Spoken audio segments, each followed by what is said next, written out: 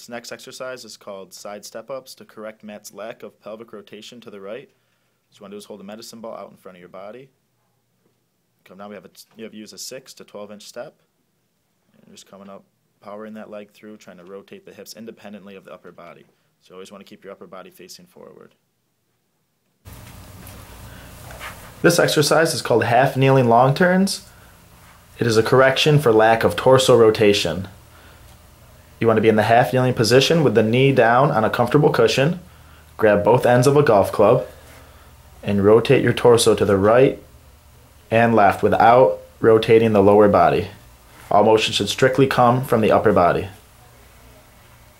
This next exercise is called the deep squat with arm reaches to help correct Matt's deficiency in the overhead deep squat. You want to put a heel lift down, get into a full squat position. Once you're stable, reach one arm back as far as possible. You want to reach the other arm back. And then you want to reach both arms back. Once you've achieved both arms backwards, stand up to the standing position. This is a half kneeling calf stretch to help improve dorsiflexion on the left side.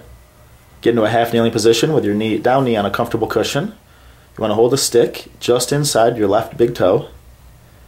And you want to bring your weight forward, bringing your knee over the toe while trying to keep your heel down on the ground. This is an exercise to improve dorsiflexion and thus improve your deep squat. You would then switch over and do it on the other leg. Again, keeping the stick inside the big toe on that side and pushing that right knee over the toe.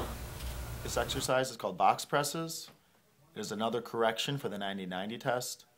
Have your right arm at a right angle with your left arm on the right wrist, and you're going to be pushing up with your right hand into your left wrist. At a neutral position, thumb up, and a thumb down position. You're then going to take your right hand and put it on top of the left, pushing down with your right, thumb up, neutral, and a thumb down position. You're then going to switch over to your left side, pushing up with your left hand, neutral, thumb up, and thumb down. Your right arm's resisting your left. And then switch with your left arm on top, pushing down with your left, neutral, thumb up, and thumb down, with your right arm resisting the left. This test is called push-pulls. It is a correction for the 90-90 test. First you want to do is pull your hands apart, go back and forth 5 times. Then you want to do 5 circles forward, followed by 5 circles backwards, and 5 swim motions forward, followed by 5 swim motions backwards. Remembering to pull your hands apart throughout all of these exercises. The next section, you want to push your hands together and perform the same sequence. Side to side, circles forward, circles backwards, swims forward, swims backwards, remembering to keep your hands pushing together throughout the sequence. This exercise is called single leg stance in a golf swing position. You want to assume your golf position, about a 5 iron, lift one leg, and balance. To make this more difficult, you can balance with your eyes closed, and it's easier with the eyes open. You then switch legs, staying in your golf stance, and try to go for as long as possible. This is to correct and increase the time of your single leg stance.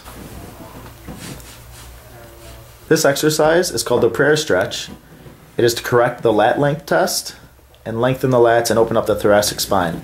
Get into a prayer position on your knees, sit back on your heels, roll hands out, keeping your head in between your arms. Now to progress this exercise, what you can do is called a twisted prayer.